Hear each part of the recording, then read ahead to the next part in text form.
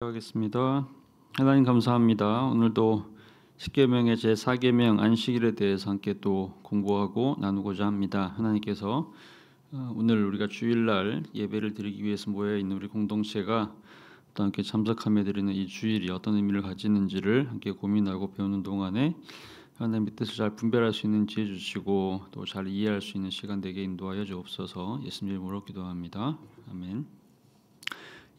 주중에 제가 톡으로 광고를 드린 것처럼 원래는 이제 오늘이 마지막 주니까 이창주 목사님. 근데 다음 주 여러분도 아마 광고 아마 들으셨죠? 다니엘 학교를 하신다 그러셔가지고 이제 그분이 이제 전공하시는 그 아이들 양육 프로그램 청소년들 다 이렇게 포함해가지고 뭐 독서 훈련을 비롯해서 이제 여러 가지를 한꺼번에 아마 수련의 형태로 아마 진행하는 것 같습니다. 그래서 다음 주 주일부터 이거를 한 2주 정도 하신다 그래요. 그러니까 다음 주 주일에 이제 이왕 오시는 김에 다음 주에 이제 이거를 진행하시는 걸로 하셔서 제가 오늘 하고 다음 주에는 이제 목사님께서 하시는 걸로요. 그렇게 해서 하겠습니다.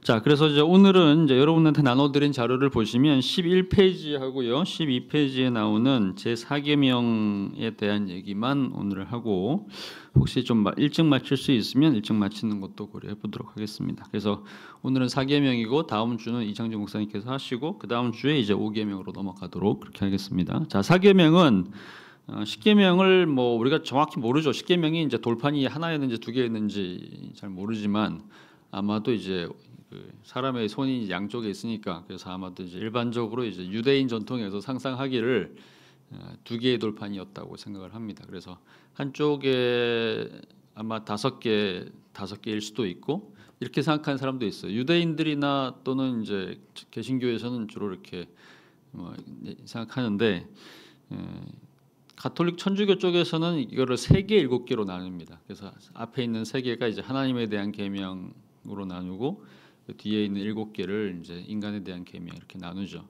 근데 이제 우리가 초기에도 얘기했던 것처럼 그 3개라고 하는 가톨릭 교회에서 3개라고 하는 이유는 우리가 1, 2계명 나누는 거를 가톨릭 교회에서는 그걸 하나로 통합한다 그랬죠. 그러니까 이제 그래서 안식일에 대한 계명이 이제 3계명에 해당하는 거거든요. 그러니까 이제 앞에 있는 3개 한 돌판, 나머지 7개 이렇게 생각하는 거죠. 하나님 사랑에 대한 계명 3개, 그다음에 7개는 이제 이웃 사랑에 대한 거. 그러니까 어쨌든 뭐 3계명으로 나누든 4계명으로 나누든지 간에 어쨌든 하나님에 대한 개념, 하나님에 대한 이제 말씀은 4계명으로 끝이 납니다. 5계명부터는 이제 부모 공경 얘기 나오는 부모, 그다음에 살인하지 말라, 뭐 거짓 증언하지 말라, 간음하지 마 이렇게 나오니까 이거는 이제 인간에 대한 계명이죠. 그래서 어쨌든 하나님에 대한 계명이 이제 오늘로 일단 마무리가 되는 겁니다. 자, 그래서 4계명을 보겠습니다. 안식일을 기억하여 거룩하게 지키라라고 하는 이제 2계명에 대한 내용을 오늘 마무리해서 하나님에 대한 계명을 마무리하도록 하겠습니다.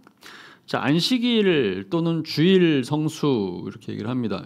영어로는 이제 주로 이렇게 주일 성수란 단어를 쓰기보다는 그냥 그 observance of the Sabbath란 단어를 써요. 그 안식일 준수 이렇게 이제 많이 표현을 하는데 한국에서는 그냥 일반적으로 이제 주일 성수 이렇게 많이 얘기를 합니다. 주일, 안식일이 주일이 된 거니까. 근데 여러분한테 어떤 추억이 있는지 모르겠어요. 안식일을 어떻게 지켜야 되는 건가, 주일을 어떻게 지켜야 되는 건가에 대한 어떤 심각한 고민 같은 것들을 해본 경험이 있는지 모르겠어요. 그러니까 왜 이런 얘기를 하냐면 근래에 한국에서 기독교인이 된 사람들, 그러니까 신앙 연수가 짧으신 분들, 길지 않은 분들은 아마 이런 고민을 거의 안 해봤을 겁니다. 안식일, 주일 지키는 것이 되게 편해졌거든요. 그래서 뭐 주일날 뭐 예배 드리는 거를 제외하고는 뭐 돈을 쓰지 말아야 된다, 뭐 이런 거라든지 공부하면 안 된다, 일하면 안 된다 이런 거에 대해서 이렇게 꼼꼼하게 따지는 그런 분위기가 아니에요. 지금은 전혀 이제 그런 분위기가 아니라서 아마 1990년대 이후에는 거의 그렇게 된 것 같아요. 근데 초기 교회는 안 그랬어요. 엄청나게 이제 주일이 되게 까다로웠습니다. 특히 주일 성수에 정말 까다로운 교회들이 주로 보면 아주 보수적인 오래된 교회들. 전주서문교회가 호남에 제일 오래된 교회니까 사실은 그런 분위기가 있을 만한데 우리 교회가 그런 분위기가 아주 강했던 교회는 아닌 것 같아요. 나름대로 꽤 좀 자유로웠던 것 같습니다. 근데 이제 주일 성수가 이제 되게 까다로운 데가 어디냐면 이제 부산에 이제 고신교단 들어보셨죠? 주로 부산 중심으로 이제 많이 있는 그 장로교회 고신교단이 신사 참배를 그 저항을 하다가 이렇게 순교하신 분들이 많은, 또는 이제 추록하신 분들이 많은 그런 교파라다 보니까 옛날의 신앙 전통을 굉장히 이제 그 목숨처럼 지키는 그런 전통이 되게 강력하게 이제 전수가 되어 온 그런 흐름들이 좀 있어가지고 1990년대까지도 이제 그런 분위기들이 되게 팽배했던 그런 이제 교파였죠.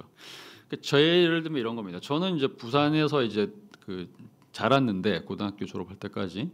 근데 이제 그때 자랐던 교회가 고신교단 소속의 교회였고 그 중에서도 사실은 조금 더 이제 고신 내에서도 약간 좀 이렇게 좀 극단적이라고 할 만한 이제 그런 좀 작은 분파에 소속되어 있는 교회였기 때문에 우리 교회는 주일 성수에 목숨을 걸었던 그런 교회였습니다. 이게 어느 정도였냐면 주일에 당연히 돈을 쓰는 건 안 되는 거예요. 저는 주일에 돈을 써본 적이 없어요. 고등학교 뭐 졸업할 때까지도. 이제 얼만큼 이제 이게 이제 까다로웠냐면 그냥 주일날 뭘 사 먹는 건 당연히 안 하는 거니까 주일날 뭔가를 먹기 위해서는 그 전날 토요일날 장을 다 봐놓는 거죠. 그 아이들을 위해서 필요한 간식도 그때 다 사놓고 이제 요리할 재료들도 이제 토요일날 미리 다 준비를 해놓고 그걸 이제 주일에 이제 해 먹는 거죠. 뭐 유대인들 같은 경우는 주일에 뭐 해먹지도 않아요. 어쨌든 이제 그런 이제 사는 건 그랬던 거죠. 심지어는 그 제가 다녔던 교회는 주일학교가 되게 강한 교회였는데 고등학교 때부터 주일학교를 했거든요. 주일학교 이제 교사인데 이제 반을 맡았기 때문에 이걸 반사 옛날에는 반사라고 얘기했습니다. 근데 제가 보조 반사 이런 걸 했었는데 저희 교회에서는 전통이 이제 그러니까 중학교 정도 때부터 그러니까 이제 딱 그 정식 반사가 계시면 그 정식 반사를 도우는 보조 반사인 거죠. 보조 반사로 이제 중학교 정도 때부터 투입이 됩니다. 그럼 이제 주일날 이제 뭘 하냐면 오전에 이제 예를 들면 어린이 예배가 8시 반이라 그러면 아이들 집에 가는 거예요. 가가지고는 이제 아이들 집에 가가지고는 이제 잠자는 애들 깨우다가 이렇게 이제 한 거의 이렇게 우르르 이렇게 해가지고 데리고 오는 거예요. 근데 제가 있었던 동네는 교회랑 먼 동네는 교회 바로 뒤에 있는 산동네라 가지고 제가 갔던 동네는 딱히 돈을 쓸 일이 없었어요. 근데 멀리서 이렇게 오는 친구들이 있잖아요. 그러면 멀리서 오는 거니까 교회 차를 운행할 수 있는 그런 상황은 아닌 거니까 교회가 이렇게 그럴 여유가 없으니까 버스를 타고 와야 되잖아요. 근데 버스를 타는 것도 돈을 쓰는 거기 때문에 그러니까 우리가 돈을 쓰게 되면 이제 내가 돈을 쓰는 것도 문제지만 일하는 버스 운전사들한테 주일날 일을 하게 만드는 거죠. 이것도 이제 죄를 짓는 거라고 생각하는 거예요. 그래가지고 그 먼 거리를 아이들을 몰고 멀리서 이제 아이들 데리고 오는 그런 교사들 같은 경우는 1시간씩 걸어가지고 오는 거예요. 그럼 이제 그 아이들을 깨워가지고 데려오려면 이게 6시 정도부터 시작해가지고 이제 돌기 시작하는 겁니다. 그렇게 해가지고 이제 아이들 데리고 오고 또 데려다 주고 뭐 이런 식으로 이게 이제 저희 교회 전통이었어요. 그러니까 절대로 이제 주일은 이제 범하면 안 된다. 심지어는 이제 어디까지 갔냐면 주일날은 당연히 뭘 사 먹고 이제 하는 것도 안 되는 거지만 일하는 걸 금하는 거니까 학생들한테는 일하는 게 공부하는 거잖아요.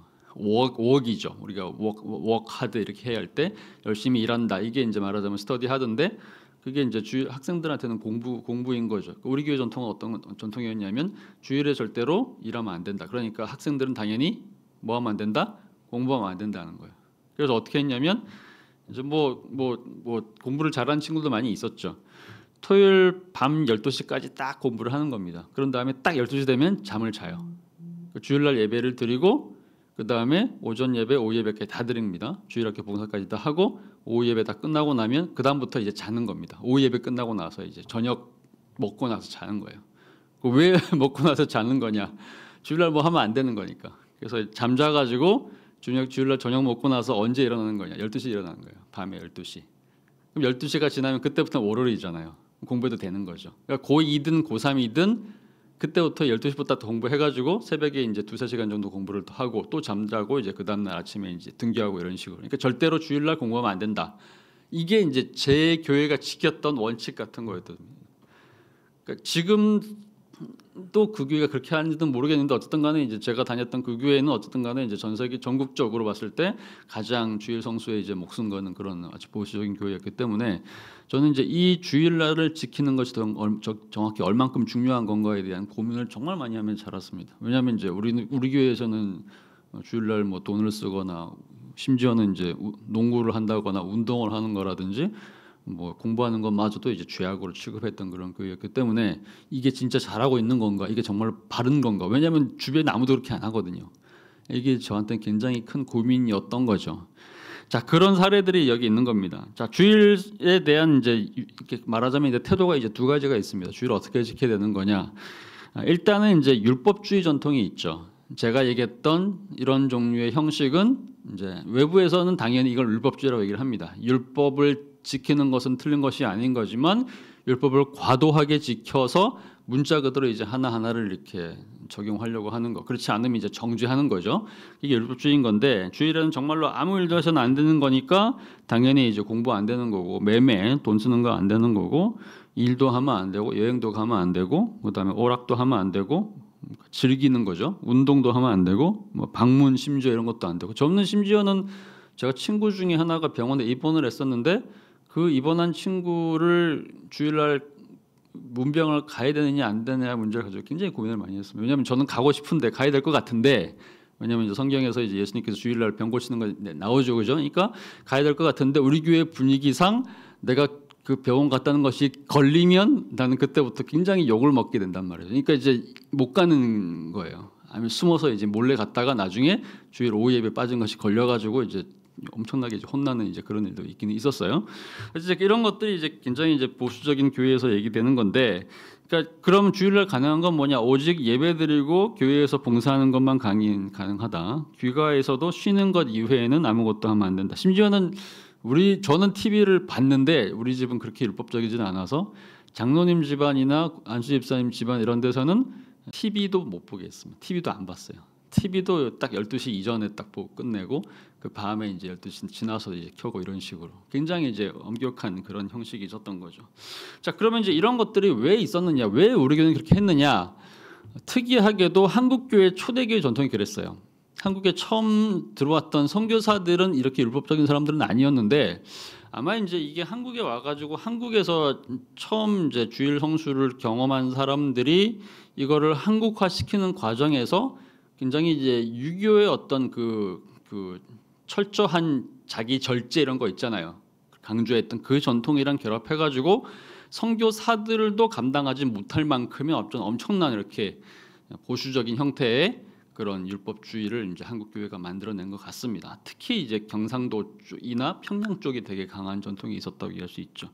자, 그래서 이제 어떤 일이 있었느냐? 이런 일이 있었습니다. 1959 그러니까 한국 교회가 이제 원래는 해방 이전에는 하나의 장로 교회였는데 한국 교회가 이제 1950년대에 크게 세 개로 분열을 하거든요. 처음에는 이제 1952년에 고신이라는 교단, 아까 얘기했던 고신 교단이 분열을 하고 이거는 이제 신자 참배 문제였어요. 그다음에 53년에 이제 저기 기장이라고 하는 한국신학대학교 이제 좀 사회 참여적이고 진보적인 교파나가 분열을 하고 그다음에 이 두 개가 나가고 난 이후에 이제 남았던 한 70% 정도 되는 이제 거대 교파가 두 개로 나뉘면서 이제 합동과 통합으로 나뉘게 되죠. 우리는 합동 라인에 있는 거고요. 근데 이제 1960년입니다. 그 고신을 만들었던 분 중에 박윤선이라고 하는 굉장히 유명한 목사님이자 신학자가 있었어요. 그러니까 저희 세대는 아닌데 제 앞 세대에서는 모든 한국의 장로교인들은 다 박윤선 목사님의 제자라고 할 만큼 굉장히 유명한 목사님이 한 분이 계셨습니다. 해방 이전에 1930년대 평양신학교에서부터 가르치기 시작했고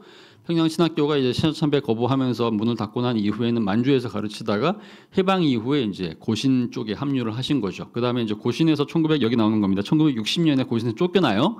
쫓겨난 이후에는 이제 서울로 가서 총신대학교로 가가지고 여기서부터 쭉 강의를 하시고 은퇴한 이후에 80년대는 이제 합신이라는 교파에 가가지고 이제 또 강의를 하셨기 때문에 한국에 있는 거의 모든 목사님들은 이제 이분한테서 개인적으로 배웠고 또 이제 뭐 교파적으로는 이제 이분이 속해 있는 그 학교에 다니지 않았다고 하더라도 이분이 이제 성경 전체 주석을 다 썼죠. 창세기부터 시작해가지고 요한계시록까지 모든 책을 해당하는 성경 주석을 다 썼기 때문에 1980년대 이전까지는 한국에서 이렇게 해외에서 나온 책들이 별로 번역이 안 돼 있었기 때문에 지금처럼 엄청나게 많은 주석들을 이렇게 보는 것이 되게 어려웠어요. 근데 그런 상황에서 한국에서 이제 이 모든 주석들을 실제로 다 직접 쓰신 분이기 때문에 90년대 이전에 목회하신 한국 목사님들 중에는 모두가 다 박윤선 목사님의 주석을 읽고 설교 준비했다고 보시면 돼요. 그러니까 이제 이분 문자 그대로 이제 막강한 영향력을 갖고 있는 그런 분인 거죠.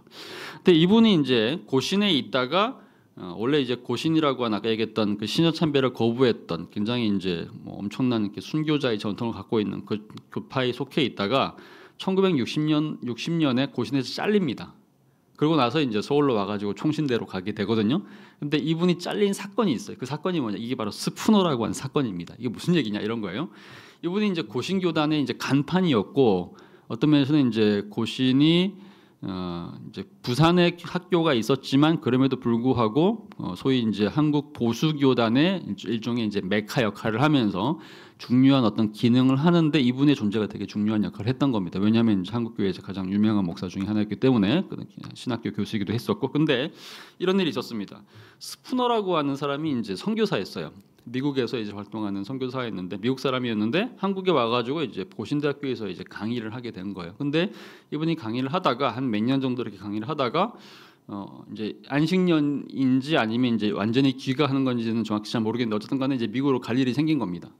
미국으로 이제 가야 되는데 그 비행기 그때는 비행기가 아니라 이제 배를 타고 이제 부산 항에서 배를 타고 이제 일본으로 갔다가 이제 미국으로 이제 넘어가야 되는데 이 배가 매일 뜨는 건 아니잖아요.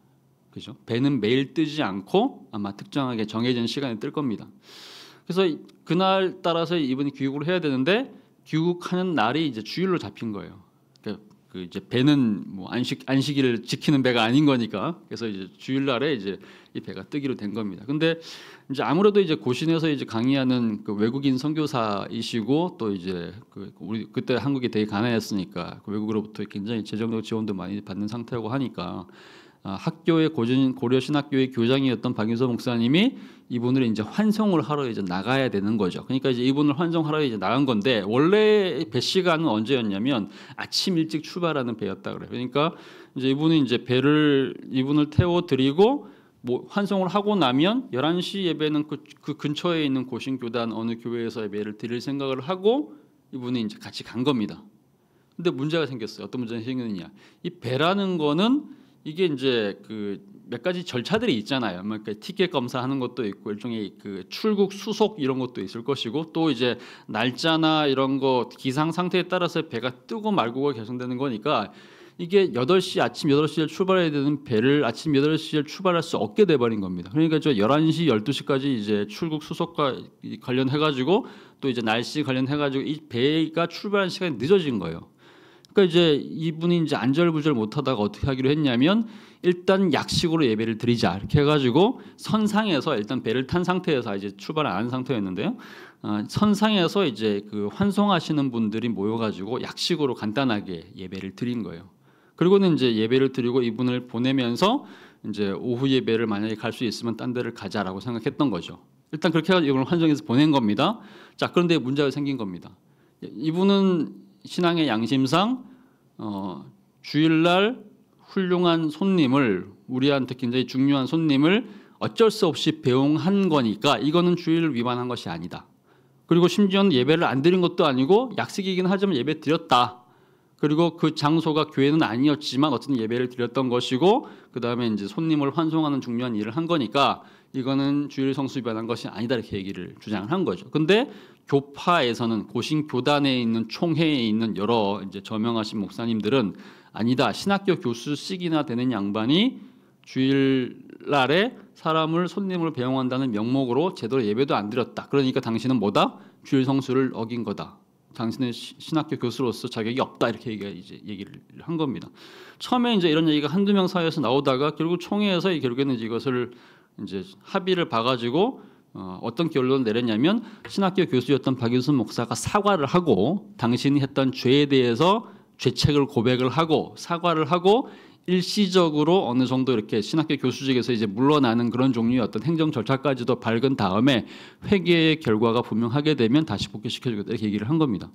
근데 박윤선 목사님은 자기가 갖고 있는 신앙의 양심, 신학의 틀로 봤을 때 자기는 절대로 주일을 어긴 것이 아니다 이렇게 얘기를 한 겁니다. 왜냐하면 자기는 성경의 원칙대로 한 거니까. 그래서 어떻게 된 거냐? 1960년에 박윤선 목사님이 잘렸습니다. 그래서 고신에서 박윤선 목사님을 잃어버린 거죠. 그래서 결국에 이제 한 몇 년 동안 이제 박 목사님이 이제 방황을 하시다가 나중에는 결국에 이제 더 큰 교파, 이제 주류 교파 총신으로 올라와서 그때부터 이제 전국구로 활동하게 이제 된 거죠. 이제 이게 이제 고신 전통입니다.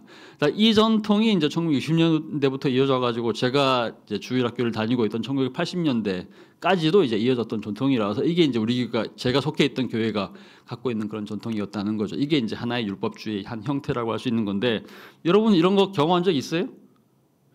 여러분 세대는 아니에요. 아마 우리 어르신들 중에는 아마 어렸을 때 그렇게 주일 성수하신 분들이 아마 있을 겁니다. 근데 이제 젊은 세대는 그렇지는 않죠. 자, 이게 이제 하나의 율법주의이고 이건 한 극단입니다. 완전 극단인 거죠. 자, 그런데 또 하나의 이제 극단도 있습니다. 자유방임주의인 거죠. 율법주의가 과도하게 뭔가 지키고 수호하는 것에 대한 그 집착을 하게 되니까 이거를 이제 반대하시는 분들은 이제 완전히 다른 얘기를 합니다. 안식일은 쉬는 날이라는 거죠. 그러니까 일이라고 하는 구속에서 해방되어서 자유를 누리는 날이므로, 그러니까 자유를 누리는 날이므로 이거는 자유를 누려야 되는 거니까 내가 마음이 평안하도록 하고 내 양심에 가책만 없다면 뭘 해도 상관없다. 뭐 이렇게 이제 얘기를 할 수 있는 거죠. 이게 이제 일종의 자유방임이고 또 이제 이렇게 얘기도 하죠. 오늘 설교에도 그 얘기 나왔는데. 그 기독교인들이 주일을 워낙에 강조하다 보니까 진짜 문자가 그래 썬데이 크리스찬이라는 이름이 나오잖아요. 그러니까 주일에만 되게 거룩하고 주일에 열심히 봉사하지만 나머지 6일은 전혀 기독교인 같지 않는 삶을 사는 것이 굉장히 심각한 문제가 됩니다. 그러면서 그때부터 생긴 얘기가 뭐냐면 도대체 주일만 주일은 거냐?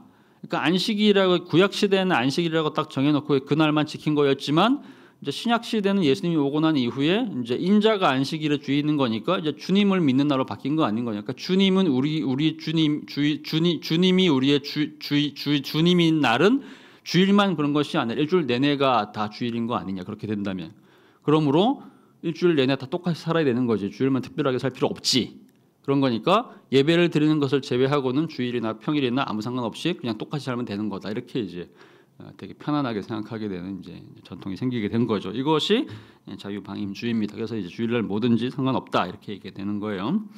자, 그러면 이제 이렇게 이제 두 가지가 이제 하나 대립하게 된 이유가 있습니다. 이유가 있는데 일단 이렇게 이제 안식일 자체는 시작은 이거죠. 유대교와 구약성경 전통에 근거하면 일단 출애굽기하고 이제 신명기에 나오는 그 십계명에 나오는 내용이 이제 중요한 건데. 그럼 유대인들은 어떤 식으로 지켰느냐 이걸 좀 보면 좋겠어요. 자, 일단 이겁니다. 출애굽기 31장 15절에 보면 출애굽기에 처음으로 십계명에서 안식일에 대한 규정을 정하고 난 이후에 20장이죠. 20장 이후에 보면 가끔씩 이제 이 규정을 어떻게 지켜야 되는지를 설명하는 내용들이 나옵니다. 그게 이제 출애굽기 31장 15절 16절인 거죠. 이렇게 나옵니다. 일곱째 날은 큰 안식일이니 여호와께 거룩한 것이라 안식일에 일하는 자는 누구든지 반드시 죽일지니라 이같이 이스라엘 자손이 안식일을 지켜서 그것으로 대대로 영원한 언약을 삼을 것이며 그러니까 일하지 말라 이게 되게 중요한 규정이 이제 된 거죠. 일하지 말라.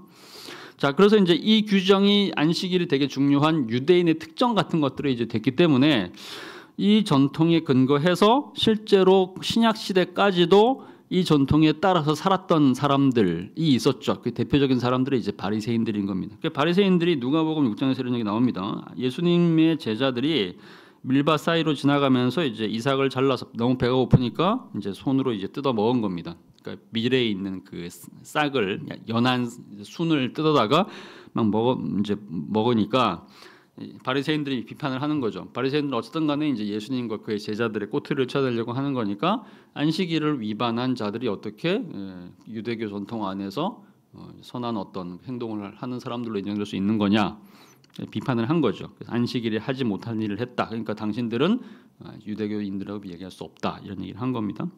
자, 그래서 이제 누가복음에서 이런 비판을 했을 때 예수님께서 이제 반응하는 내용들이 좀 나오는 거죠. 실제로 이제 이스라엘 사람들 중에는 뭐 자유롭게 사는 사람이 거의 대부분이긴 한데 유대인들 중에 아직도 정통파에 속한 사람들은 이제 이 전통에 따라서 이제 소위 안식일을 지키는 사람들이죠. 주로 토요일인데 이 사람들은요. 제 3차 중동 전쟁 들어보셨을 건데 1967년이죠. 이때 당시에 이제 중동에 있는 여러 나라들과 이스라엘이 이제 48년에 이제 그 자리 팔레스타인을 차지하면서 원래 거의 2000년 이상 그 무슬림들이 살았던 그 땅을 차지를 하게 되면서 이제 긴장 관계에 들어가게 된 거죠. 그래가지고 전쟁이 이제 여러 차례 있었는데 제 3차 중동 전쟁이 이제 벌어지면서 이때 당시에 이제 주요한 그 중동의 이제 맹주였던 이집트하고 이스라엘이 전쟁을 하게 됩니다. 근데 그때 이스라엘의 정책 중에 하나가 뭐였냐면 안식일이 되기 전에 전쟁을 끝낸다는 거였죠. 왜냐하면 토요일 날은 이제 안식일이라서 일을 하면 안 되는 거니까 주일날 전쟁을 하면 안 되는 거죠. 안식일에. 그러니까 이제 그 전날까지 전쟁을 끝내야지 이제 안전하다라고 이제 판단하는 거죠. 그래서 6일 만에 전쟁을 끝내버립니다. 그게 6일 전쟁이라고 그러죠. 절대로 안식일을 지켜야 되기 때문에 우리는 6일 동안 전쟁을 하고 승리하고 일곱째 날은 쉰다, 이런 딱 개념. 그래서 실제로 전쟁했던 것이 6일 전쟁, 이것이 이제 실제로 전쟁해서 성공했죠. 많은 기독교인들은 그래서 이걸 인용을 하면서 주일을 지키려고 우리가 마음을 먹으면 하나님께서 반드시 승리를 주신다, 이렇게 해가지고 이제 여기 막 적용도 많이 하고 이제 막 그러는 거죠. 미국의 정통파 유대인들, 미국이나 또 영국에 사는 그 정통파 유대인들, 아마 TV 같은 데서 보면 검은 색깔 옷을 입고 검은 색깔 이렇게 모자 쓰고 수염을 이렇게 기르고 있는 아마 정통파 유대인들 본 적이 있으시죠? 자, 그런 사람들이 이제 저희 안식일을 그렇게 지킵니다. 그러니까 이분들은 절대로 일을 하면 안 되는 거기 때문에 제가 고신교회에 있으면서 지켰던 그런 시기에 저희 안식일을 지키는 거죠. 그래서 유대인들이 이제 마을에 살고 있는 그런 이제 그 이야기들을 제가 이제 직접 들어보면 저는 경험한 적은 없는데 제 그 선생님이나 제 선배님들이 그 유학 갔다가 유대인 동네에 살면서 경험한 이야기들을 하나씩 해주는데 되게 재미있는 얘기들이 많더라고요. 그러니까 이 사람들은 아까 얘기했던 것처럼 이제 토요일 날이 안식일인데 금요일까지 모든 준비를 다 하거든요. 근데 토요일 날이 됐는데 이제 이 안식일에 사건 같은 것들이 생길 수도 있잖아요. 그러니까 예를 들면 이제 집안 밖으로 안 나온단 말이죠. 왜냐하면 안식일을 지켜야 되는 건데. 근데 어느 날 문제가 생겨가지고 이 집안에서 키우던 강아지가 튀어나간 거예요. 주일날에, 그 안식일 날에. 막 쫓아가면서 이제 공 같은 걸 막 쫓아 막 나가는 거죠. 근데 뛰어나가지고 그 공을 찾거나 개를 잡아오면 이거는 안식일을 위반한 게 되는 거죠. 왜냐하면 또 그 규정에 근거하면 하루에 몇백 보 이상 걷는 거는 안식일 위반하는 거라는 규정이 있거든요. 자기네들도 나름대로 이렇게 몇백 년에 걸쳐 가지고 규정을 만들어 놓은 거지. 근데 그렇게 되면 안식일을 위반하는 거니까 이분들이 이제 그런 일이 생기면 문 앞에서 이제 그 문 안쪽이죠. 서가지고 기다리고 있다는 거예요. 왜 기다리고 있는 거냐? 지나가는 누군가를 부르려고. 그래서 이제 주일날이나 토요일날 이렇게 지나가다가 한국 사람이나 이제 지나가는 사람들이 보이면 손 들고 여보시오, 우리 개가 저기 좀 나갔는데 우리 공이 저기 나가는데 좀 주워다 주시오, 이런 식으로 해가지고 안식일을 그런 식으로 이제 자기는 위반하지 않고 다른 사람들한테 요청해가지고 일을 하도록 해가지고 뭐 개를 데리고 온다거나 이런 일을 이제 하는데 그런 경험을 했던 사람들이 한국 사람들이 꽤 많이 있었어요. 근데 왜 이것이 이제 많이 경험이 되냐면 유대인들은 대체적으로 미국에서 꽤 잘 살거든요. 꽤 경제적으로 이제 우월한 어떤 위치에 있는 사람들이기 때문에.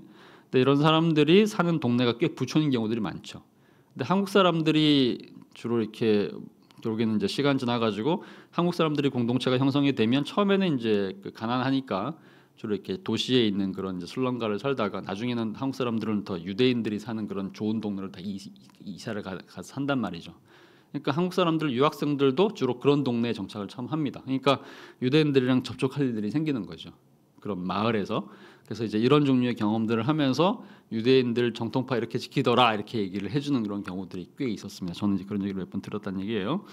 자, 어쨌든 간에 이제 이런 것들이 유대인 전통인 건데 이 시작은 어쨌든 간에 이제 출애굽기와 신명기에 나오는 십계명입니다. 그럼 어떻게 해서 이런 계명이 시작되는지를 좀 살펴볼게요. 출애굽기 20장에 있는 것 좀 보겠습니다. 앞에 있는 내용은 같습니다. 안식일을 기억하여 거룩하게 지키라. 엿새 동안은 힘써 내 모든 일을 행할 것이니 일곱째 날은 내 하나님의 여호와 안식일인즉 너나 내 아들이나 내 딸이나 남종이나 여종이나 가축이나 문 안에 거하는 객이라도 아무것도 하지 말라. 그러니까 나만 안 하는 게 아니라 우리 집에 있는 모든 식구들, 그러니까 이제 자녀들과 심지어는 종도 아무것도 하면 안 되고 심지어는 가축도 아무것도 하면 안 돼요. 주로 이제 쉬는 겁니다. 자, 그런데 여기 내용까지는 신명기랑 출애굽기 내용이 같습니다. 근데 이제 그 다음에 이제 제가 진하게 해놓은 내용을 보면 출애굽기 20장에 나오는 십계명하고 신명기 5장에 나오는 십계명이 차이가 좀 있습니다. 그 다음 내용은 좀 다릅니다. 자, 안식일을 지키는 이유가 도대체 뭐냐라고 얘기를 하면서 출애굽기 이렇게 얘기를 하죠. 이는 엿새 동안에 나 여호와가 하늘과 땅과 바다와 그 가운데 모든 것을 만들고 일곱째 날에 쉬었음이라. 무슨 얘기죠? 안식일의 기원 얘기를 하면서 어디로 거슬러 올라가냐면 창세기에 올라가요. 천지창조 얘기를 하면서 하나님께서 6일 동안에 천지창조를 다 하시고 마지막 날에 쉬었죠. 이게 안식일의 기원이라는 겁니다. 그러니까 하나님이 안식하셨으니까 창조에 인간도 그러므로 안식해야 하는데 이것이 이제 원조라고 얘기를 하는 겁니다. 자, 그런데 신명기 5장 오른쪽에 있는 신명기 5장을 보면 앞에는 똑같은 얘기를 하다가 신명기에서는 안식일을 지키는 기준, 이유가 다르게 좀 설명이 됩니다. 뭐라고 얘기하느냐? 너는 기억하라 내가 있죠. 내가 애굽 땅에서 종이 되었더니 내 하나님 여호와가 강한 손과 편 팔로 거기서 너를 인도하여 내었나니 그러므로 내 하나님 여호와가 내게 명령하여 안식일을 지키게 하였느니라. 근데 여기에는 천지 창조 얘기가 안 나옵니다. 그죠? 하나님께서 쉬었기 때문에 안식하는 것이 아니라 왜 안식한다고요? 너희가 하나님이 너희를 애굽 땅에서 구속해 줬기 때문에 해방됐기 때문에 그러니까 너희는 이제 해방된 자들이기 때문에 노예가 아니니까 노예는 쉴 수 없죠. 노예는 1년 365일 쉬지 않고 일을 합니다. 근데 너희는 이제는 노예가 아니라는 거예요. 자유인이죠. 자유인이 되었기 때문에 너희가 자유인임으로 의도적으로 정해놓고 쉴 수 있다. 그죠? 그러니까 쉬라 이렇게 한다는 얘기죠. 그러니까 이거는 출애굽기에 나오는 천지 창조 당시에 쉬었기 때문에 쉬는 거랑 좀 다른 맥락이라는 얘기를 하는 겁니다. 두 가지 맥락이 다 있다는 얘기죠. 자, 그래서 이제 여기 나온 단어 이제 안식이라고 하는 단어가 이제 세버스라고 이제 나오는데 뭐 아마 세버스란 단어는 일반적으로 여러분들이 거의 볼 일은 없지만 이제 옛날 그 70년대, 80년대, 90년대까지죠. 뭐 이렇게 그 음악 헤비메탈 이런 거 좋아하셨던 분들은 뭐 블랙 세버스 이런 거 아시죠? 거기 나오는 그 검은 안식일 할 때 그 단어로 아마 아시는 분들이 있을 거예요. 자, 근데 이제 여기 나오는 이제 세버스란 단어의 원조가에 해당하는 단어가 이제 동사입니다. 샤바트인데 그냥 멈추다는 뜻이죠. 그러니까 안식일은 뭐냐면 멈추는 날, 멈춤의 날 이런 이제 개념이라고 할 수 있겠죠. 자, 근데 이제 기억해야 되는 안식일은 기억이 중요합니다. 기억해서 지키는 건데 이 기억의 이제 코드가 두 가지가 다르더라는 거죠. 출애굽기에서는 창조라는 겁니다. 6일 창조 이후에 하나님께서 7번째 날에 쉰 것을 기억해서 너희도 그렇게 쉬어라. 이게 창조의 코드고, 그 다음에 이제 신명기에서는 구원이죠. 이집트 노예 상태에서 해방시킨 것을 기억해서 안식일을 지키라 얘기를 합니다. 그러니까 두 가지가 있는 거죠. 그러면 출애굽기랑 신명기 내용이 다른 건가? 왜 출애굽기에서는 창조 기사를 얘기를 하면서 안식일날을 지키는 이유는 창조 때문에 쉬는 거다 이렇게 얘기를 한 건데 하나님이 쉬었으니까. 근데 출애굽기에서는 그런 얘기 전혀 안 하고 그냥 해방 얘기만 하고 있다는 얘기죠. 그러면 이게 둘이 서로가 다른 건가? 그렇지는 않죠. 왜냐하면 결국에는 이제 하나님께서 이제 주체는 똑같지 않습니까? 하나님께서 천지를 창조하셨고 하나님께서 구원하셨고 주체는 똑같죠. 그러니까 계시가 이제 통일되어 있다는 것을 우리가 전제할 때 점진적으로 발전하고 있던 것을 이해할 때 하나님을 어쨌든 기억하는 겁니다. 안식일의 주체였던 하나님을 기억하고, 그죠? 그 다음에 창조와 구속의 과정도 역시 기억하고 그 상태에서 하나님께서 노예 상태에서는 안식할 수 없어. 아까 얘기했던 것처럼 노예 상태에서는 아무도 안식할 수 없는 거니까 창조에서 인간이 처음 창조되었을 때 아담과 하와에게는 자유가 주어졌죠. 아담과 하와가 노예가 아니었던 거잖아요. 그러니까 아담과 하와가 쉬는 것도 하나님께서 주신 자유의 근거에서 쉬는 거였습니다. 근데 노예 상태로 있을 때는 그런 권리를 누릴 수가 없었던 거죠. 근데 해방이 되고 난 이후에는 다시 옛날의 아담과 같은 상태로 돌아간 거라고 얘기할 수 있는 거죠. 그러니까 이제 창조를 기억하면서 동시에 해방된 자로서 그 해방도 기억하면서 안식을 하라 이렇게 이제 명령을 내린 겁니다. 굉장히 적극적인 거 여기 들어 있는 거죠. 자, 그러면 이제 이 안식일을 어쨌든 기억하라. 일단 기억을 하라고 얘기를 했고요. 자, 두 번째, 그 다음에 거룩하게 지키라 이렇게 하면 거룩하게 지키는 도대체 뭘까? 이게 이제 되게 중요한 거였죠. 안식일을 거룩하게 지킨다라고 했을 때 어떻게 지키는 것이 거룩하게 지키는 건가? 이걸 율법적으로 지키는 것인 건가? 아니면 그냥 예배 중심으로 들으면 되는 건가? 이게 이제 고민이었던 거죠. 그래서 이제 오랫동안 교회 역사에서 굉장히 다양하게 적용이 되어 왔다는 겁니다. 어쨌든 이제 거룩하다는 뜻은 구별됐다는 얘기입니다. 성경에서 항상 거룩하다는 얘기가 나올 때 거룩이 도대체 뭐냐? 뭐 엄청나게 이제 거룩한 뭐 홀리한 그런 옷을 입고 뭐 이렇게 목소리를 바꾸고 이런 것이 거룩한 거냐? 그건 형식인 거죠. 근데 이제 중요한 것은 뭐냐면 거룩의 기본적인 의미는 구별입니다. 따로 떼어놓는다는 것이 이제 거룩한 거죠. 그럼 안식을 어떻게 거룩하게 할 수 있는 거냐? 신명기에 근거하면 지키면 거룩하게 된다고 얘기를 해요. 지켜서 거룩하게 하라. 그다음에 출애굽기에서는 기억하여 거룩하게 하라. 그러니까 기억하고 지킨다는 거죠. 그죠? 이렇게 생각하면 될 것 같아요. 여러분들이 어떤 기념일 같은 것들을 생각할 때 기념일은 기억해서 지키는 거죠.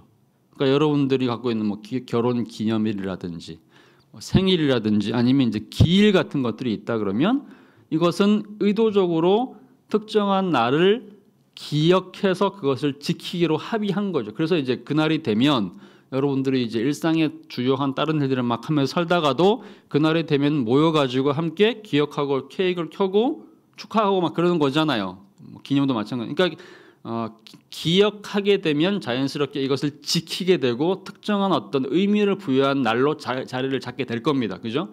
그러니까 거룩하게 된다는 얘기는 뭐냐면 따로 떼어놓아서 그 날의 의미를 부여해서 지키는 게 되는 거죠. 그죠? 그러니까 지키는 거랑 기억하는 것은 같이 가는 겁니다. 그래서 그렇게 되는 것이 거룩하게 되는 거죠.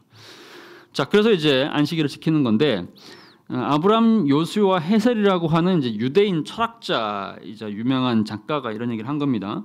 안식일의 날짜는 다른 거랑 다른 게 뭐냐면 안식일은 월삭처럼 자연 안에서 발생한 어떤 사건에 의해서 결정된 그런 날이 아니다. 그러니까 자연이란 게 그러니까 대부분의 그 어떤 기념일 같은 것들은 주로 자연입니다. 자연. 그러니까 예를 들면 동지다, 하지다, 그죠? 그다음에 이제 보름이다. 이러면 달이 풍성해졌느냐, 뭐 작아졌느냐. 이런 것들. 그다음에 계절이 바뀌었느냐 아닌가 이렇게 해가지고 그냥 자연의 어떤 흐름에 따라서 그죠? 신년도 마찬가지고 뭐 중추절도 마찬가지고 우리가 지키는 거의 대부분의 명절들은 그냥 자연 현상에 따라서 자연스럽게 이제 일어나는 어떤 사건들을 기념하는 이제 그런 것이 이제 대부분의 절기라는 거죠. 자, 그런데 그것이 아니라 어떤 특정한 삶의 변화, 시간의 변화, 자연의 변화가 없는 상태에서 의도적으로 정해놓고 지키는 건 안식일밖에 없다는 것이 이제 아브람 조슈아 헤셀의 이야기죠. 자, 이걸 우리가 어떻게 할 수 있냐면 기독교가 들어가지 않은 나라에서는 7일 단위로 쉰다는 개념 자체가 없었죠. 그죠? 그러니까 서양에서 들어온 전통인 거죠. 우리가 지금 일주일 단위로 쉬고 있잖아요. 한국이 기독교 국가라서 우리가 일주일 단위로 쉬는 건가요? 그건 아니죠. 서양 사회가 기독교 사회였기 때문에 서양 사회에서 일주일 단위로 쉬는 어떤 전통이 이미 만들어졌고 그리고 이제 그 전통이 세계화가 되면서 미국화가 되고 이제 유럽화가 된 거니까 전 세계가 그러면서 이제 우리가 전 세계가 지금 일주일 단위로 쉬는 그런 어떤 패턴을 갖고 있단 말이죠. 근데 기독교가 들어가기 이전에 유대교와 기독교 국가가 아닌 나라에서 일주일 단위로 쉰 사례가 있나요? 그런 사례가 없단 말이죠. 우리는 그런 종류의 개념 자체가 없었어요. 우리가 일주일 단위로 쉬었던 적 없죠. 우리는 그냥 1년에 한 2번 정도 쉬는 겁니다. 뭐 추석이나 또는 설날 정도인 거죠. 전 세계 어디나 마찬가지인 거죠. 근데 그것들은 대부분 다 어떤 계절의 변화라든지 자연의 변화, 달의 변화, 해의 변화, 온도의 변화 이런 것들에 맞춘 거였던 거죠. 그러니까 이건 거의 모든 세계에 있는 사람들이 자연스럽게 지켰던 일종의 생활 패턴, 바이오리듬인 거죠. 근데 안식일은 그런 게 아니잖아요. 안식일은 우리가 일주일 지났다고 해서 월요일과 주일 사이에서 뭐 어떤 뭐 날씨의 변화가 있습니까? 달의 변화가 있나요? 자연의 변화가 있나요? 그때는 파도가 더 치고 주일 지나고 나면 파도가 덜 치고 이러나요? 그런 거 하나도 없잖아요. 그죠? 그런 게 전혀 없단 말이죠. 그러면 왜 도대체 안식일은 지킨 거냐? 이거는 명령이기 때문에 그런 거죠. 이거는 의도적으로 정한 겁니다. 왜 정한 거냐? 하나님께서 그렇게 하라고 했으니까. 하나님께서 이제 일주일 단위로 이제 시간을 이제 조절을 하시면서 6일 동안 창조를 하시고 마지막 날 쉬었기 때문에 그 전통에 근거해서 의도적으로 인간들이 받아들인 전통이라고 얘기를 하는 거죠. 그러므로 따로 떼어놓고 기억하고 지키고 멈추고 쉼으로써 거룩해지는 날이 안식일이자 주일이다 이렇게 할 수 있습니다. 굉장히 이제 그러니까 이건 의지적인 어떤 선택이 필요한 그런 사건인 거죠. 그러니까 이제 당연히 기독교 세계가 아닌 곳에서는 안식일을 지킬 의무 같은 것들은 당연히 없는 거죠. 자, 근데 이제 이렇게 해서 지킨 것이 안식일이었는데, 근데 이제 예수님이 오시고 난 이후에 안식일을 재해석하는 작업이 이루어집니다. 그게 이제 마가복음 2장 23절에서 28절 아까 읽었던 그 안식일 사건이었던 거죠. 자, 이렇게 해가지고 예수님의 제자들이 주일날 너무 배가 고프니까 안식일에 너무 배가 고프니까 지나가면서 예수님을 모시고 가는 길에 이제 그 밀밭을 지나가는 겁니다. 너무 배가 고프니까 밀밭을 이제 지나면서 이제 길을 내면서 이삭을 뜯어다가 이제 그 아마 밀에 그 아직 익지도 않은 추수하기 전에 있었던 아마 그 이제 싹들을 뜯어다가 아마 그 알곡이랑 아마 그 연한 순도 같이 먹었던 것 같아요. 그러니까 이제 이것을 먹었더니 당시 이제 주일날 엄청나게 철저하게 지키는 소위 율법주의자였던 우리 저기 바리새인은 어쨌든 간에 뭐 훌륭한 사람들이에요. 예수님 오기 전까지만 하더라도. 왜냐하면 나라도 뭐 멸망당한 지 700년이나 됐고 유대교 다 무너지고 성전도 없는 그런 상태였는데 그 신앙을 그 제국의 상황 속에서도 나름대로 열심히 지켜왔던 굉장히 이제 투철한 사람들인 거잖아요. 이제 그런 점에서 이제 엄청난 이제 신념을 갖고 사는 그런 사람들인 건데, 이런 사람들이 보기에는 예수님이나 예수님의 제자들이 하는 행동들이 너무 그러니까 한마디로 말하면 이제 무절제된 불황한 그런 행동이었던 거죠. 그러니까 어떻게 이제 주일날에 안식일 날에 그런 행동을 할 수 있느냐 이렇게 얘기를 했더니 예수님께서 했던 얘기가 있습니다. 뭐라고 얘기했느냐? 예수님께서 이런 얘기를 했죠. 그 인용을 하시면서 구약 시대에도 다윗 시대 얘기하는 겁니다. 생명이 위태로울 정도로 굶주렸을 때에는 안식일에 음식을 구해 먹은 사례가 있다. 이겁니다. 이 어떤 상황이냐면 이게 이제 사무엘상 21장에 나온 내용이거든요. 근데 다윗이 왕이 되기 전에 그러니까 사울이 왕이었을 때 당시에 이제 굉장히 이제 누구죠? 골리앗도 죽이고 이러면서 처음에 애착을 받았었죠. 근데 시간 지나면서 이제 사람들이 다윗을 너무너무 사랑하고 그래서 왕권이 흔들릴 위기에 처하니까 당시 이제 사울이 이제 다윗을 죽이려고 합니다. 그러니까 이제 이게 다윗이 도망가죠. 다윗이 도망갔을 때 이제 다윗이 혼자 도망간 것이 아니라 다윗을 따르는 거의 몇백 명에 걸친 그 성경에서는 소년이라고 나옵니다.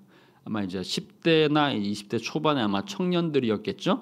근데 그런 사람들이 막 도망가면서 이제 전국을 막 헤매다니는 거죠. 거의 막 빨치산처럼 막 돌아다니는 건데, 그러다가 이제 사무엘상 21장에 나오면 이 지역에 한 지역에 있었던 제사장 아히멜렉한테 가가지고 우리 지금 청년들이 다 굶어 죽게 생겼다. 지금 배가 고파 죽을 지경인 건데 먹을 거 있으면 좀 주세요 이렇게 얘기한 겁니다. 근데 이날이 안식일이었거든요.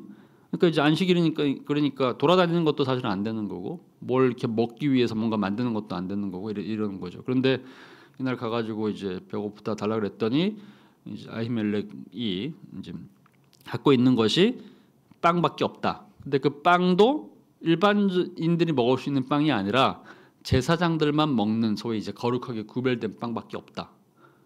이렇게 된 거죠. 근데 그거라도 달라고 얘기합니다. 나눠 주거든요. 그래서 다 먹죠. 그러니까 이제 말하자면 안식일에 돌아다니면서 뭔가 하는 것도 문제고 그 빵을 내주는 것도 문제고 그다음에 제사장들이 먹는 빵을 일반인들이 먹는 것도 문제고, 그러니까 여러 가지로 말하자면 율법의 여러 가지 계층들을 단계를 다 어긴 겁니다. 그런데 다윗은 결국 먹었죠. 그리고 다윗이 먹었고 힘을 얻었고 결국에는 왕권을 이제 차지하게 되고, 그다음에 이제 그 이후에 여러 가지로 봤을 때 뭐 제사장이라든지 유대 율법이라든지 또 유대교의 어떤 오랜 전통에서 다윗을 비판하거나 욕한 내용들이 전혀 없거든요. 무슨 얘기냐면 이것이 안식일을 어긴 거이지만 원칙적으로 따진다면 안식일에 가장 불쌍한 사람들이 먹을 것을 내어달라고 했을 때 내어주는 것은 위반이 아니라는 어떤 사례 같은 것들이 이미 구약 시대에 이제 제시가 된 거죠. 그러니까 그런 얘기를 예수님께서 끌어서 얘기를 하시면서 우리도 마찬가지다. 우리도 이제 너무너무 배가 고파지고 죽을 지경인데 안식을 지키다가 굶어 죽으면 그게 안식을 지키는 건가? 안식일이 도대체 무엇을 위해서 있는 건데 안식일이 사람을 위해서 있는 거 아니냐 이렇게 얘기를 하는 거죠. 이게 예수님께서 하신 얘기예요. 그래서 이제 안식일은 사람을 위해서 있는 것이지 사람이 율법 안식일을 위해서 있는 것이 아니다 이렇게 얘기를 합니다. 그러면서 이제 엄청나게 의미심장한 얘기를 하나 하시죠. 안식일의 주인은 인자다. 이거는 이제 좀 신학적인 의미가 담겨 있는 거라고 할 수 있을 텐데 예수님께서 이제 죽으시면서 예수님의 죽음이 안식일을 이제 대체해서 이제 주일로 이제 이동하게 되는 어떤 이렇게 예언적인 자신의 죽음에 대한 어떤 그런 예언 같은 걸 얘기할 수 있겠죠. 자, 그래서 이제 이 전통에 근거해가지고 이제 기독교가 처음 탄생한 이후에는 안식일의 날짜 자체가 바뀝니다. 그래서 이제 예수님 시대까지만 하더라도 토요일을 안식일로 지키다가, 그러니까 토요일 날이죠. 쉬고 월화 수목 금, 그다음에 토 이렇게 되는 거죠. 자, 그다음에 이제 토요일이 안식일이었는데 기독교 신앙에서는 이제 그 안식일이 이제 주일로 이제 바뀝니다. 그렇게 지키게 된 계기가 뭐냐면 이제 십자가 예수님께서 금요일에 돌아가셨어요. 그래서 금요일에 돌아가시고 나서 금요일 포함해서 이제 금, 토, 일 3일 만에 부활하셨으니까 3일 우리가 3일을 얘기할 때 24 해가지고 72시간에 부활하신 것이 아니고 3일째입니다. 3일째. 3일 동안 무덤에 있었던 것이 아니라 3일째. 그러니까 이제 금요일로 돌아가셨어요. 금, 토, 일. 그래서 이제 3일째입니다. 그래서 이제 이게 주일이거든요. 그래서 주일날에 이제 부활하신 것으로 이제 인식을 하죠. 그래서 예수님께서 부활하신 것이 이제 기독교 신앙의 근본 뿌리이고 이것이 이제 가장 중요한 날이기 때문에 안식일이 이제 주일로 이제 바뀌게 됐죠. 자, 그리고 나서 이제 이후에 이제 초대교회 신자들이 예수님의 제자들이 안식 후 첫날이라고 얘기를 하죠. 그러니까 토요일 날 지나고 주일 날에 모여서 떡을 떼고 기도했다라는 이제 사도행전의 이제 전통들이 나옵니다. 그죠? 이것이 이제 주일 날 예배드리는 전통의 어떤 그 형성이 이제 되는 거죠. 그다음 매주 첫날 고린도전서 16장 이제 이런 것들에 근거해서 저희 안식일이 이제 주일로 바뀌면서 토요일이 아니라 일요일이 우리 예배의 날로 바뀌게 된 굉장히 중요한 근거가 여기 이제 생기겠다 이렇게 할 수 있습니다. 물론 이렇게 이걸 반대하는 사람도 여전히 있어요. 예를 들면 뭐 안식교 같은 경우에 뭐 유대교도 마찬가지고 기독교 종파 중에도 이제 안식교도 안식일을 지키고 그다음에 그 안식교에서 나온 이단 중에 뭐 안상홍 증인회라는 것이 있습니다. 그게 여러분 지나가다 보면 하나님의 교회라는 이름으로 많이 붙어 건물들 되게 그냥 천편일률적으로 똑같은 건물들이 있어요. 하나님의 교회 무슨 성전 이렇게 써 있는데 이게 안상홍 증인회라고 하는 거거든요. 그게 이제 안식교에서 나온 기독교 이단입니다. 안상홍을 이제 하나님으로 보는 거죠. 재림한 예수님으로. 그 아내인 그 장길자를 이제 하나님 어머니로 보고 그래서 그분들을 만나게 되면 이제 항상 두 가지 물어봅니다. 안식일 언제로 지키는 거냐 이렇게 물어보고 그 다음에 하나님 아버지와 하나님 어머니 얘기를 해요. 이분들이 바로 그분이구나 확인할 수가 있죠. 어쨌든간에 이제 그래서 어쨌든 이제 그 주일이라고 하는 개념이 이렇게 탄생이 된 것이고 우리는 그래서 이제 그런 분들이 물어보면 십자가 처형 이후에 3일째 하고 그다음에 안식 후 첫날에 예배드린 초대교회 전통 이런 거 얘기하면 됩니다. 자, 그래서 이제 그럼 안식일과 주일의 관계는 뭐냐? 안식일이 주일로 완전히 대체된 것이라기보다는 이제 언약이 이제 발전된 것이라고 보면 됩니다. 모세에게 주어진 율법이 안식일이었죠. 근데 그 안식일이 그리스도를 통해서 완성된 날이 바로 주일입니다. 그래서 두 가지를 다 기념하는 거죠. 주일 그 예수님께서 하나님께서 천지 창조를 하시면서 여섯째 날 쉬었기 때문에 일곱 번째 날 쉬었기 때문에 그것을 쉼의 날인 동시에 한편으로 이제 출애굽의 구원을 기념하는 날이기도 했죠. 근데 그 출애굽의 모세를 통한 출애굽의 구원은 예수님을 통해서 완성된 것이기 때문에 그러니까 한마디로 말하면 이제 안식일과 주일은 쉼과 구원을 누리는 두 가지 안 하면서 멈추면서 쉬는 날인 동시에 또 우리에게 주어진 구원을 동시에 누리는 날이다라고 생각하시면 되는 겁니다. 그러니까 두 가지 의미가 여기 담겨 있는 거죠. 자, 그래서 이제 그러면 이 두 가지 의미가 담겨 있는 형태로 우리가 안식일과 주일을 지키는 것이 중요하겠죠. 하나는 이제 쉬는 것이고 멈추는 것이고 하나는 누리고 즐기는 거라고 하는 두 가지가 담겨 있다는 겁니다. 그럼 어떻게 하면 되는 건가?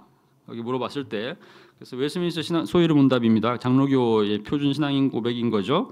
60문에 보면 이런 얘기 나옵니다. 안식일을 그렇게 하면 어떻게 거룩하게 지킬 수 있습니까? 얘기를 했더니 17세기 당시에 이제 장로교인들이 얘기를 했습니다. 안식일을 거룩하게 하는 것은 그날을 종일 거룩하게 하는 것이다. 그러니까 이왕이면 다른 날에 늘 하고 있었던 정당한 세상 일들도 또 오락들도 가능하면 쉬는 것이 좋다. 이렇게 얘기합니다. 그러니까 쉬는 것이 되게 중요해요. 그죠? 멈추는 게 중요하죠. 그러니까 우리가 이제 주중에 너무 힘들게 일을 했다고 하면 이왕이면 이제 주일에는 그 일을 좀 쉬고 약간 좀 이제 이탈을 해서 이제 안식을 누리는 것이 되게 중요합니다. 이 의미가 있긴 있는 거죠. 자, 그런데 웨스민스터 소위리 문답에는 이걸 구체적으로 이렇게 뭘 하지 말라, 뭘 하지 말라, 뭘 하지 말라 주로 이제 금지 쪽으로 이렇게 구체적으로 얘기하지는 않거든요. 왜냐하면 그런 게 중요하지 않다고 생각한 거예요. 그러니까 제가 자랐던 형태로 공부하면 안 되고 돈 쓰면 안 되고 버스 타면 안 되고 뭐 축구하면 안 되고 TV 보면 안 되고 이런 얘기는 하나도 없단 말이죠. 왜냐하면 그렇게 지키는 사례들이 거의 없으니까 역사적으로 봤을 때. 중요한 것은 이왕이면 쉬는 것이 좋다.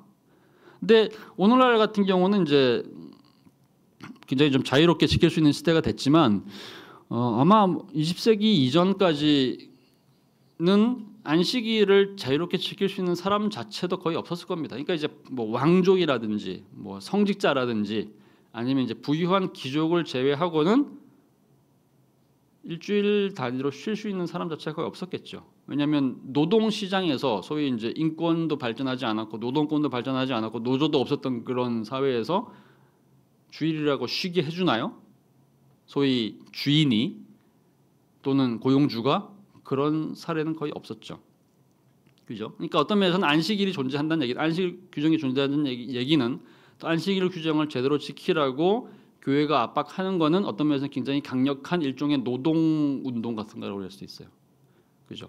가난한 사람들, 자유가 없는 사람들, 또 뭐 엄청난 이제 극한의 노동에 시달리는 노동자들, 노예 이런 사람들에게는 의무적으로 한 주에 하루를 쉬게 해주는 것만으로도 굉장한 효과가 있는 거죠. 그죠? 그런 점에서 안식일을 누리는 전통은 한편으로 이제 해방적 전통이라고 얘기할 수도 있습니다. 중요한 거죠.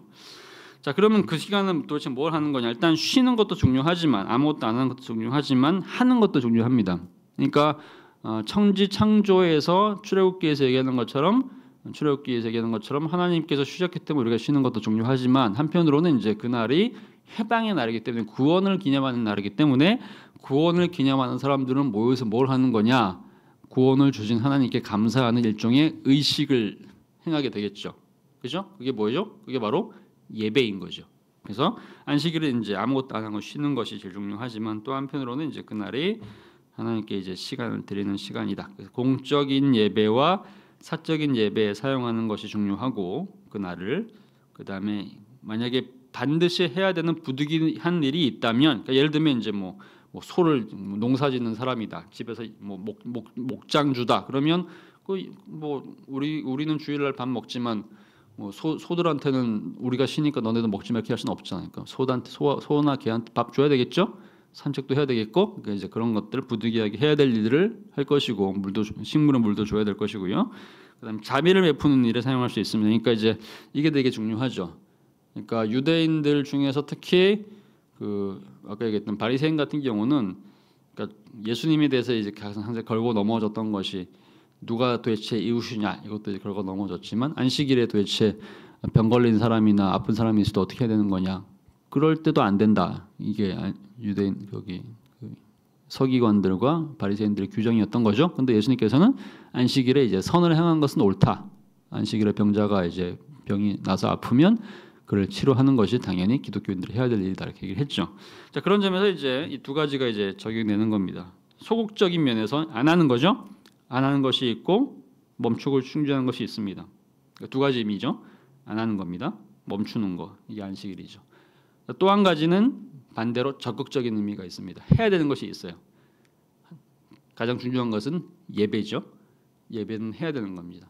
그러니까 안식일에 안 하는 것이 있지만 안식일이기 때문에 해야 되는 것이 있어요. 그건 하나는 예배이고 그 다음에 봉사하고 섬기고 구제하고 치료하는 일들. 그러니까 생명을 살리는 일을 하는 거죠. 그러니까 그러니까 한편으로 쉬는 것도 생명을 살리는 일이죠. 안 하는 것도 그러니까 이제 일주일 동안 우리가 엄청나게 고생시키는 우리의 몸을 쉬게 해주는 것도 생명을 살리는 일이고 한편으로는 그 쉼이 필요한 사람들에게 안식이 필요한 사람들에게 먹을 것을 나누어 주고 예배 드릴 수 있도록 도와주고 그다음에 병을 고칠 수 있도록 도와주는 것도 우리가 해야 될 일이죠. 그러니까 모든 면에서 말하자면 이제 한마디로 생명을 살리는 일을 위해서 쉬기도 하고 그다음에 이제 도움을 주기도 하는 두 가지 역할을 해야 되는 것이 안식일의 규정이라고 할 수 있겠습니다. 그러니까 안 하는 것이 있고 하는 것이 있다는 얘기죠. 자, 이것이 이제 전체적으로 봤을 때 뭐 또 세부적으로 이제 디테일하게 또 들어가면 이제 또 더 많은 어떤 뭐 세부적인 이야기들이 있긴 하겠지만 큰 틀에서 보면 이제 이 정도로 아마 다 정리를 하게 되면 다 될 것 같습니다. 자, 이렇게 해서 이제 4장 4계명까지 마무리했고요. 그다음에 이제 다음 주는 쉬고 그다음 주에 시간이 지나고 나면 5계명과 6계명으로 이제 넘어가서 10계명의 두 번째 돌파한 이웃 사랑에 대한 관련된 계명에 대한 얘기를 하도록 하겠습니다. 여기까지 하고 마무리할게요. 혹시 뭐 질문 있을까요? 없어요? 네. 자, 마무리하겠습니다. 감사합니다.